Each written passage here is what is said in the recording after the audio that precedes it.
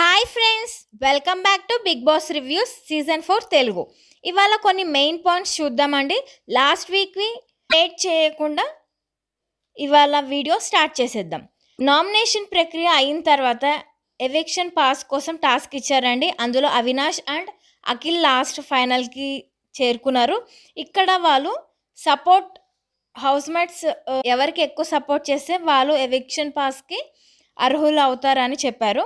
ఇక్కడ హారిక సపోర్ట్ చేయడం వల్ల అవినాష్కి అయితే ఎవిక్షన్ పాస్ అనేది వచ్చింది. అది 2 వీక్స్ లోపల ఎప్పుడైనా మీరు వాడుకోవచ్చు అని చెప్పారు. సో అక్కడ ఎవిక్షన్ పాస్ అనేది అవినాష్కి వచ్చింది. అండ్ ఇక్కడ అభిజిత్ అండ్ మోనల్ ఇద్దరు మాట్లాడుకుంటూ, మోనల్ నువ్వు డే బై డే చాలా స్ట్రాంగ్ అవుతున్నావని అభిజిత్ మోనల్తో చెప్తూ ఉంటాడు. అప్పుడు మోనల్ సారీ ఫర్ ఎవ్రీథింగ్ అని అంటుంది అభిజిత్తో. సారీ ఎందుకు, అభి కూడా ఐఎమ్ ఆల్సో సారీ, సిచ్యువేషన్స్ అలా వచ్చాయి, మనం ఏం చేయలేము అని అంటాడు. దాని తర్వాత నెక్స్ట్ దయ్యం టాస్క్ వచ్చిందండి. సో ఇక్కడ నాకేమనిపించిందంటే టోటల్గా హౌస్మేట్స్ అందరూ కన్ఫ్యూజ్ అయ్యారు. వైల్డ్ కార్డ్ ఎంట్రీ ఎవరో వస్తున్నారనే మైండ్ సెట్లోనే వాళ్ళు ఉన్నారు. సో ఇక్కడ హౌస్మేట్స్ ఆ మైండ్ సెట్లో ఉండడం వల్ల వైల్డ్ కార్డ్ ఎంట్రీ వస్తుంది. అక్కడ జలజ క్లియర్గా చెప్పింది, బిగ్ బాస్తో నేను ఒప్పందం కుదుర్చుకున్నా అని క్లియర్గా చెప్పింది.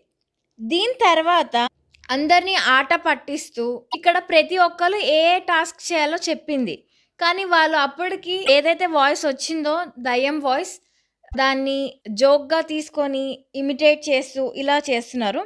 తర్వాత ఫైనల్లీ ఓకే ఇవన్నీ మనం చేయాల్సిన టాస్క్ ఏమో అనుకున్నారు హౌస్మేట్స్ అందరూ. కానీ ఇక్కడ అభిజిత్ని ఒరే తెలివైనోడా అని అభిజిత్ని మెన్షన్ చేశారు.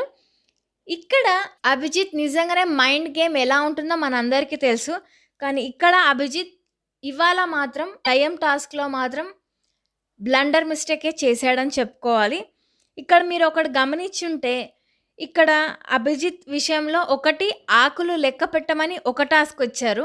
నెక్స్ట్ వచ్చేసి అభిజిత్ అండ్ అఖిల్ ఇద్దరూ కలిసి మోనల్ని ఏడిపించిన కారణంగా మోనల్ని ఒకరు డేట్కి తీసుకెళ్ళాలి అనేది క్లియర్గా మెన్షన్ చేశారు. అభిజిత్ అండ్ అఖిల్ ఇద్దరిని మెన్షన్ చేశారు. కానీ ఇక్కడ ఎవరు గమనించి ఉండకపోవచ్చు మ్యాక్సిమం. ఇక్కడ అభిజిత్కి 2 టాస్క్లు వచ్చాయి. ఒకటి డేట్కి తీసుకెళ్ళమని ఒకటైతే, ఆకులు లెక్క పెట్టమని ఇంకొక టాస్క్ అయితే ఇక్కడ ఇచ్చారు. కానీ ఇక్కడ బిగ్ బాస్ టీమ్కి బాగా తెలుసు అభిజిత్ ఈ టాస్క్ పర్ఫామ్ చేయడు అని. ఎలాగా అంటే ప్రతి ఒక్కరికి ఒక్కొక్క టాస్క్ మాత్రమే ఇస్తారు. కానీ ఇక్కడ అభిజిత్కి 2 ఇచ్చారంటే కంపల్సరీ అభిజిత్ ఆ టాస్క్ పర్ఫామ్ చేయడం తెలుసు కాబట్టే వాళ్ళ ఆ ఫ్రేమింగ్ కూడా అభిజిత్ అండ్ అఖిల్ ఇద్దరు మోనల్ని ఏడిపించారు అంటే పాత విషయాల్ని కావాలనే వీళ్ళు గుర్తు చేస్తున్నారు అనేది ఒక పాయింట్. ఈ పాయింట్లో అభిజిత్ చాలా హర్ట్ అయ్యాడు, కొంచెం పర్సనల్గా తీసుకున్నాడు. సో ఇందులో తప్పు పట్టాల్సిన అవసరం లేదు.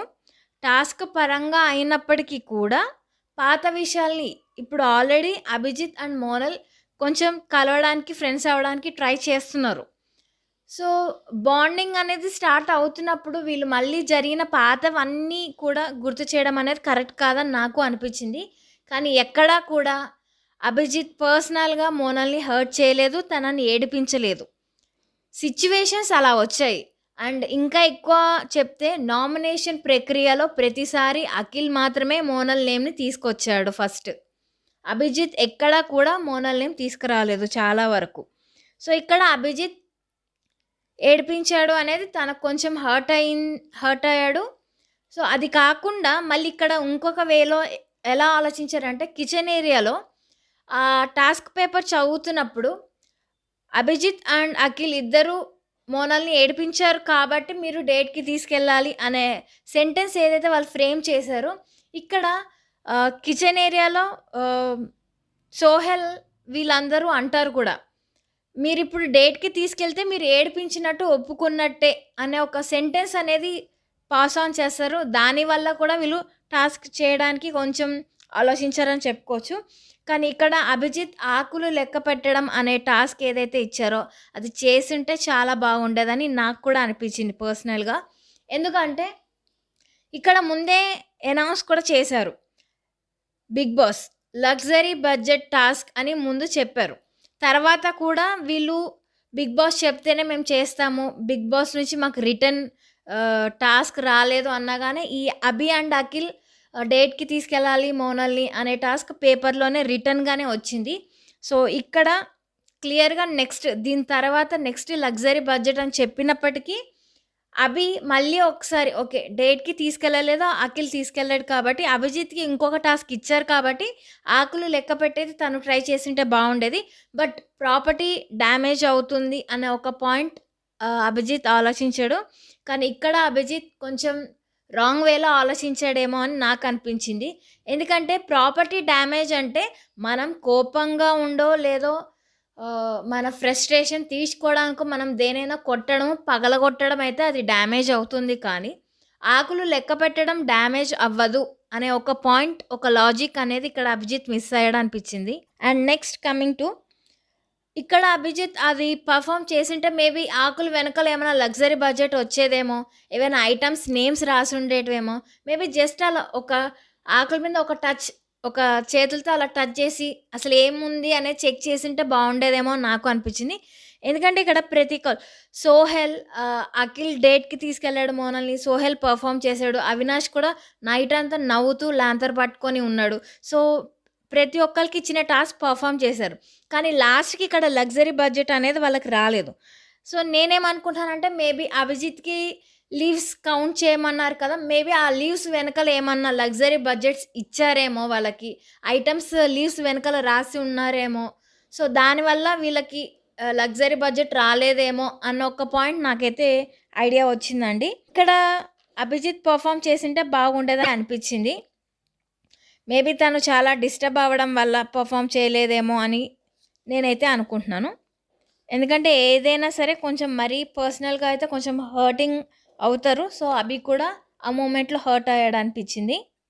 నెక్స్ట్ ఇక్కడ అవినాష్ చాలా బాగా పర్ఫార్మ్ చేశాడు. తనకిచ్చిన టాస్క్ నైట్ అంతా మేల్కొని నవ్వుతూ లాంతర్ పట్టుకొని ఉండడం అనేది చాలా బాగా చేశాడు.